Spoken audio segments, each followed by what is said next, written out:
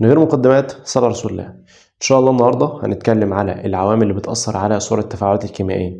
هم 4 عوامل. قبل ما نتكلم عنهم الاول لازم نحط ايدينا على جزئية بسيطة، ان التفاعلات الكيميائية مش كلها بتكون زي بعضها، يعني في تفاعلات سريعة وفي تفاعلات بطيئة. تمام؟ طيب ايه ال4 عوامل اللي هنتكلم عنهم تباعا ان شاء الله؟ اول واحدة فيهم هي طبيعة المتفاعلات. طبيعة المتفاعلات فيها جزئيتين: نوع الترابط في جزيئات المواد المتفاعلة، ومساحة سطح المواد المتفاعلة المعرض للتفاعل. نبدأ الأول بنوع الترابط. يعني ايه نوع الترابط؟ خدنا قبل كده في سنة تانية إن في روابط أيونية وروابط تساهمية. طب هل نوع الرابطة بيفرق في سرعة التفاعلات الكيميائية؟ الرابطة لو كانت أيونية التفاعل بيكون سريع، لو الرابطة تساهمية التفاعل بيكون بطيء. طب ليه؟ هنا بيقول لي على تفاعلات المركبات الأيونية سريعة. ليه تفاعلات المركبات الأيونية سريعة؟ بيقول لي لأن المركبات الأيونية تتفكك كليا عند ذوبانها في الماء، فيكون التفاعل بين الأيونات وبعضها. طب إزاي بس؟ أنا مش فاهم. واحدة واحدة.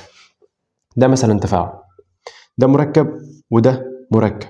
الحاجات دي لما انا، او المركبات دي لما انا بحطها في الميه بتتفكك بشكل سريع جدا. يعني مثلا الاي والبي بمجرد ما بينزلوا الميه تطلع الاي موجب كده لوحدها والبي سالب لوحدها، ده بمجرد ما بتنزل الميه. تمام؟ عند السي والدي ده مركب تاني برضو، اول ما بتنزل الميه بتتفكك بسرعه جدا، يطلع السي لوحده وكمان الدي برضو لوحده. تمام؟ فهنا التفكك اول ما المركب الايوني بينزل الميه التفكك بيكون سريع، الحاجات دي بتتفكك بسرعه جدا. تمام؟ يبقى لان المركبات الايونيه تتفكك كليا، بتتفكك بشكل كامل وبسرعه كمان. امتى؟ عند ذوبانها في الماء. لما بتدوب فين؟ لما بتدوب في الميه. طب وبعدين يا عم؟ قال لي فيكون التفاعل بين الايونات وبعضها. فبعد كده الايونات دي بتتفاعل مع بعض بسرعه جدا. يعني مثلا الايه هنا كانت مع مين؟ كانت مع البي، هي خلاص اتفكت منها فمش هتروح لها تاني، هي تقوم بتروح للسالب اللي في المركب الثاني اللي هو الدي. فهنا الايه تنضرب او تترابط مع الدي. تمام؟ هنا السي تترابط مع مين؟ مع البي، موجب برضو مع سالب، فبيطلع لي المركب الثاني ده. تمام؟ ده بالنسبه للمركبات الايونيه السبب في سرعتها. على النقيض الناحيه الثانيه بيقول لي تفاعلات المركبات التساهميه معظمها بطيء. طب ليه المركبات التساهميه معظمها بطيء؟ قال لي لان المركبات التساهميه يصعب تأينها. يعني ايه تأينها؟ يعني تفككها.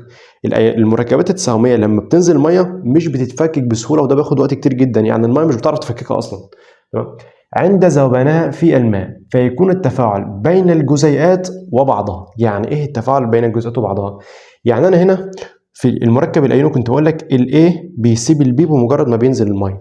هنا مثلا عندي ام او زائد اكس واي، فالام او دي مش بيسيبوا بعض. يعني هنا ده لما بينزل الميه بتفضل برضو الام او زي ما هي كده ماسكه في بعضها، ما دابتش في الميه او الميه ما عرفتش تفككها.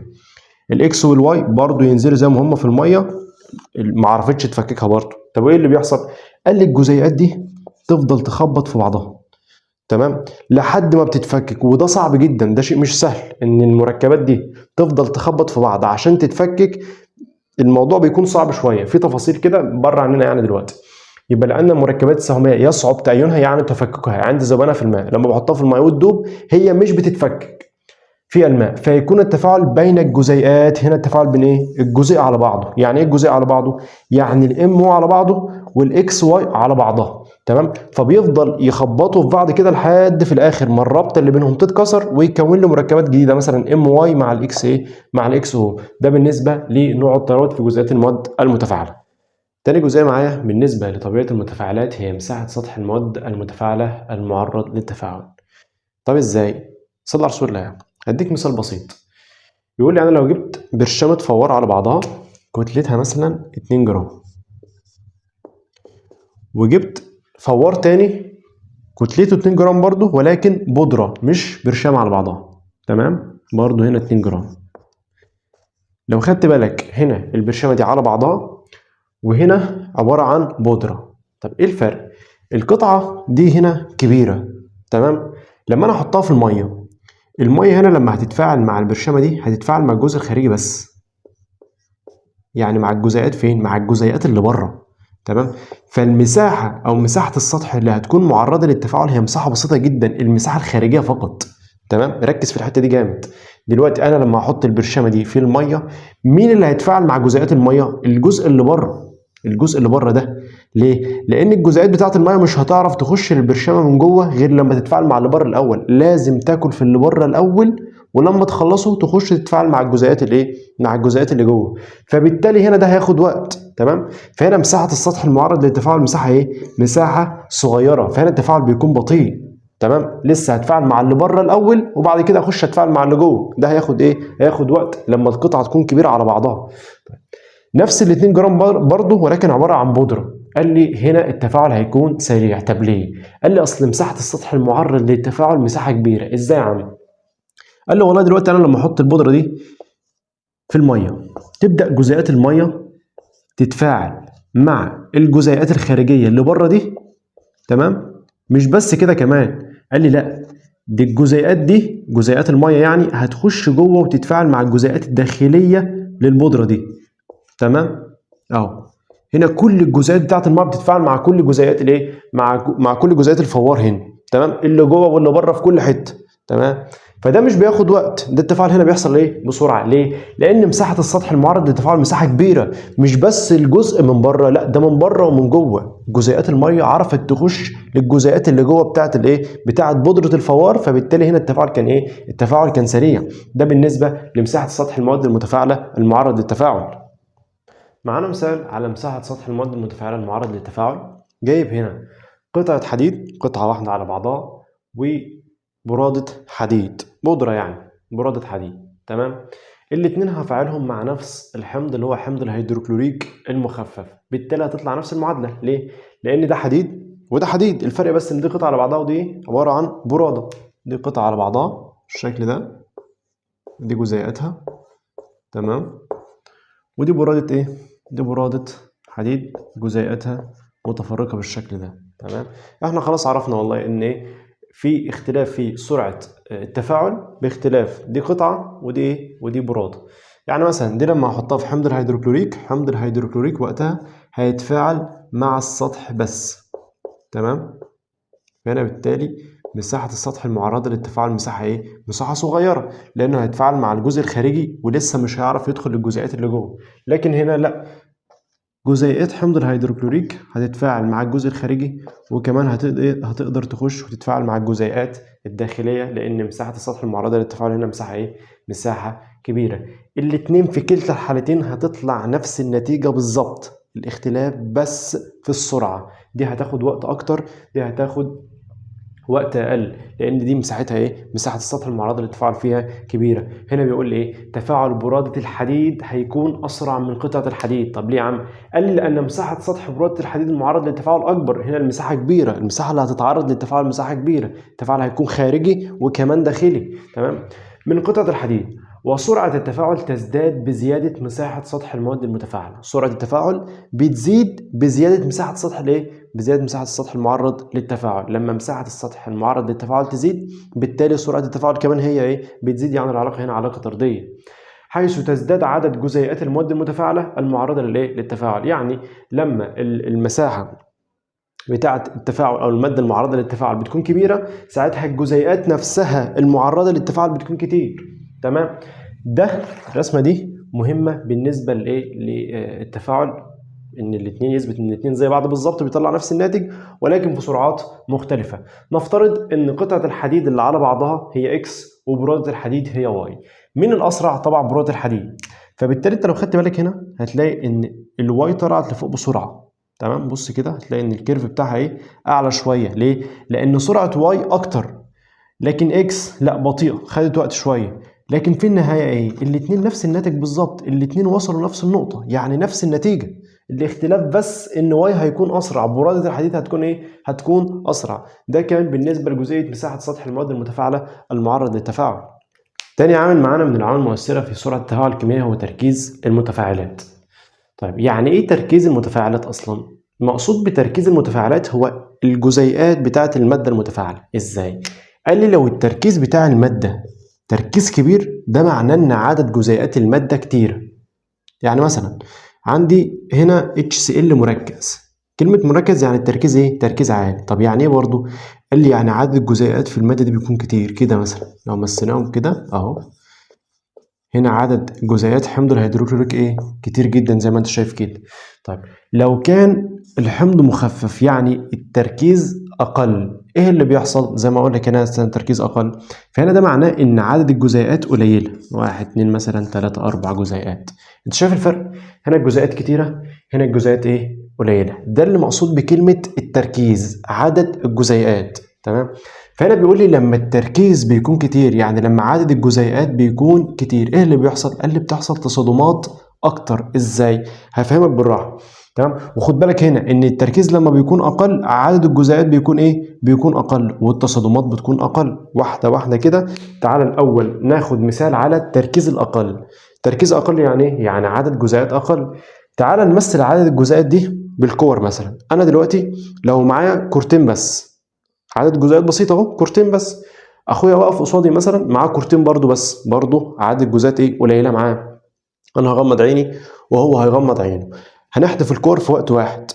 احتماليه التصادم هنا هتكون ايه؟ احتماليه ضعيفه. ليه؟ لان عدد الجزيئات قليل، انا معاه كورتين وهو معاه كورتين، فان الاثنين يخبطوا في بعض او الكور دي تخبط في بعض احتماليه ايه ضعيفه. فهنا التصادمات هتكون اقل. يبقى لما عدد الجزيئات بيكون قليل يعني التركيز بيكون قليل، فبالتالي التصادمات دي بتكون ايه قليله. لما عدد الجزيئات اللي هي الكور كانت قليله كانت التصادمات ايه قليله. تمام. لو مثلنا ده على الجزيئات، فالجزيئات دي لما بتكون قليله التصادمات بتكون برضه قليله، ده بيخلي التفاعل بطيء. تمام.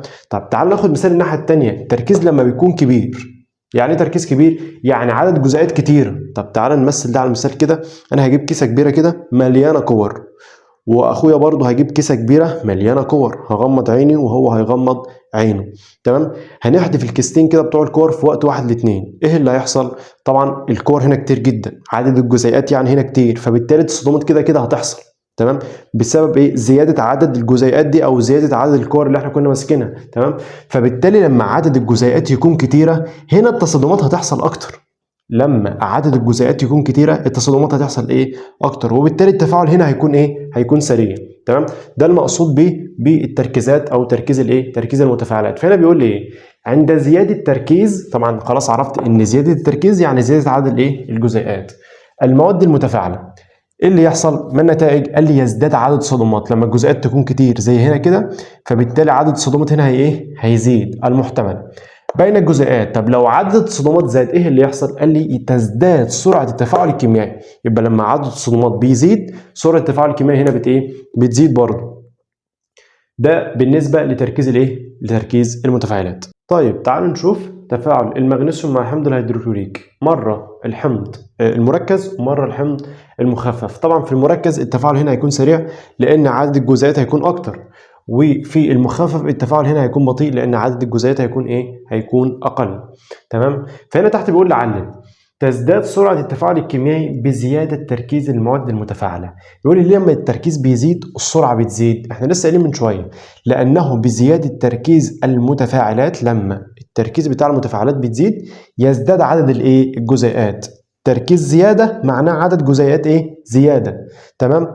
وبالتالي يزداد عدد التصادمات المحتمله، عدد التصادمات اللي هتحصل بسبب زياده عدد الجزيئات ده هيكون اكتر. ما دام عدد الجزيئات كتير اذا التصادمات هتكون كتير. هنا عندي Mg زائد 2HCl مغنيسيوم مع حمض الهيدروكلوريك هيديني كلوريد المغنيسيوم ويتصاعد غاز ويتصاعد غاز الهيدروجين. طبعا التفاعل في الحاله المركزه هيكون اسرع، في المخفف هيكون ابطا، ولكن في النهايه هتطلع نفس النواتج بالظبط. الحته بس المختلفه ان في المركز هنا التفاعل هيكون سريع. ده بالنسبه للجزئيه بتاعه تركيز المتفاعلات. تالت عامل معانا من العوامل المؤثره على سرعه التفاعلات الكيميائيه هي درجه حراره التفاعل. وايه اللي بيحصل لما انا بسخن على تفاعل بيحصل قدامي؟ اي حاجه في الدنيا انا بسخنها سرعه الجزيئات فيها بتزيد، اي حاجه بتسخن سرعه جزيئاتها بتزيد. هديك مثلا انا دلوقتي لو جبت كوبايه ميه من الحنفيه وسيبها قدامي انا مش هلاحظ فيها اي حركه، هلاحظ انها في حاله في حاله سكون. لو خدت نفس الكوبايه دي حطيتها مثلا في حله وحطيتها على النار، ايه اللي بيحصل؟ بلاحظ ان الميه نفسها لما بتغلي بالذات بتلاحظ حركتها جدا. تمام. طب ليه جزيئات الماء انا شفتها بتتحرك، او ليه شفت الماء بتتحرك بالشكل ده؟ ده بسبب ارتفاع درجه الايه؟ الحراره. طب هو ايه اللي حصل لما درجه الحراره زادت؟ لما درجه الحراره زادت سرعه الجزيئات زادت، وانت كمان لاحظت ايه؟ لاحظت حركه الميه بعينك. تمام. فهنا بيقول لي درجه حراره التفاعل عند رفع درجه حراره المواد المتفاعله ما النتائج؟ ايه اللي بيحصل؟ ايه اللي بيحصل لما انا برفع درجه حراره التفاعل؟ قال لي تزداد سرعه الجزيئات، وده اهم حته، ان درجه الحراره لما بتزيد سرعه الجزيئات بتزيد. ممكن اديك مثال تاني، مثلا انا هنا ماشي براحتي اهو، ماشي براحتي خالص. طيب انا دلوقتي لو مشيت مثلا على اي حاجه سخنه، رمل سخن، هل انا هتحرك براحتي كده؟ لا، انا من تلقاء نفسي اصلا هلاقي نفسي ايه؟ بجري بسرعه. ليه؟ بسبب السخونه اللي تحت مني. حتى درجه الحراره لما زادت على رجلي انا اتحركت بسرعه. فلما درجه الحراره بتزيد بشكل عام بتزود من ايه؟ من سرعه الجزيئات. اي جزيئات؟ يبقى تزداد سرعه جزيئات المتفاعلات. طب لما سرعه الجزيئات تزيد ايه اللي بيحصل؟ بيقول لي يزداد عدد التصادمات. التصادمات تزيد. تمام. سرعه كتيره، فبالتالي التصادمات برضو هتكون ايه؟ هتكون كتير. طب انا لسه قايل من شويه لما التصادمات بتزيد ايه اللي بيحصل؟ طبعا سرعه التفاعلات ايه؟ سرعه التفاعلات بتزيد. طيب نشوف سؤال تاني، بيقول لي تزداد سرعه التفاعل الكيميائي برفع درجه الحراره. اعلل يعني ليه لما انا بزود سرعه التفاعل الكيميائي او سرعه التفاعل الكيميائي يعني بتزيد برفع درجه الحراره؟ اشمعنى يعني لما ارفع درجه الحراره سرعه التفاعل الكيميائي بتزيد؟ قال لي بسبب زياده سرعه الايه؟ سرعه الجزيئات. اللي عشان والله لما انا رفعت درجه الحراره سرعه الجزيئات ايه؟ سرعه الجزيئات زادت، وبالتالي زياده عدد الايه؟ التصادمات. ولما سرعه الجزيئات زادت عدد التصادمات، فده خلى سرعه التفاعل الكيميائي ايه؟ تزيد. اخر سؤال في الجزئيه دي، رفع درجه الحراره يؤدي الى طهي الطعام اسرع. يعني مثلا اديك مثال، لو جبنا مثلا شاي مثلا، شاي وحبينا نعمله في الشمس، سيبه شهرين 3 4 مش هنخلص. تمام. يعني بالمعنى يعني هو هياخد فترة طويلة عشان يطلع الشاي وانا حاطه في الشمس، فترة طويلة جدا. تمام. ليه؟ لأن درجة الحرارة مش هترتفع بشكل سريع، هتاخد وقت. طيب انا لو جبت نفس الشاي ده وحطيته على النار، يعني انا هعمل هنا ايه؟ هرفع درجة الحرارة بشكل ايه؟ بشكل كبير مرة واحدة، فبالتالي الشاي هنا هيتعمل ايه؟ هيتعمل بسرعة. ليه؟ بسبب ارتفاع درجة الحرارة. يبقى هنا بيقول لي رفع درجة الحرارة يؤدي إلى طهي الطعام أسرع. اشمعنى يا عم علل؟ قال لي لأن سرعة التفاعلات طهي الطعام حتى الأكل كمان تزداد بارتفاع درجة الإيه؟ بارتفاع درجة الحرارة. ده كانت بالنسبة لجزئية درجة حرارة الإيه؟ درجة حرارة التفاعل. رابع عامل معانا هو العامل الأخير، العوامل الحفازة والإنزيمات. طيب يعني إيه عامل حفاز أصلا؟ العامل الحفاز هو مادة كيميائية تغير من معدل التفاعل. يعني إيه بتغير من معدل التفاعل؟ قال لي يعني بتغير من سرعة التفاعل اللي بيحصل. يعني يا إما بتسرع التفاعل أو بتقلل من سرعة التفاعل، يعني على حسب التفاعل اللي قدامي محتاج يتسرع أو محتاج إن سرعته تقل. تمام. يبقى العامل الحفاز دوره إن هو بيغير من معدل التفاعل بس، يعني يا إما بيسرع التفاعل يا إما بيبطئه على حسب التفاعل اللي قدامي محتاج إيه من معدل التفاعل الكيميائي دون أن تتغير. ما بتتغيرش في حاجة، لا كتلتها بتقل ولا هي نفسها بتتأثر بحاجة، هو بس بيخش يغير سرعة التفاعل مش أكتر. ده دور العامل الحفاز، بيخش يغير سرعة التفاعل بس. طب تعال ناخد مثال.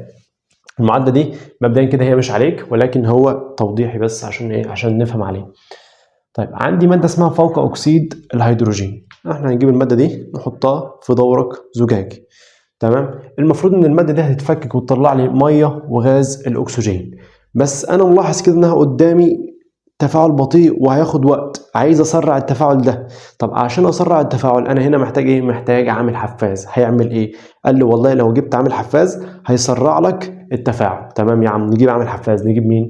قال لي ماده اسمها ثاني اكسيد المنجنيز. ثاني اكسيد المنجنيز هنحطها على فوق اكسيد الهيدروجين، هلاقي ان عدد الفقاعات بدا يزيد وسرعه التفاعل بدات ايه؟ بدات تزيد، وهيطلع لي نفس النواتج برضو هي هيطلع لي ميه واكسجين برضو. بس هي الفكره كلها ان انا لما جبت العامل الحفاز ده اللي هو ثاني اكسيد المنجنيز زود لي سرعه الايه؟ سرعه التفاعل مش اكتر. طيب عنده نوعين، في تفاعلات حفز موجب وفي تفاعلات حفز سالب. ايه الفرق بين الاثنين؟ قال لي والله الحفز الموجب ده بيزود من سرعه التفاعل. تفاعلات الحفز الموجب بتزود من سرعه الايه؟ التفاعل.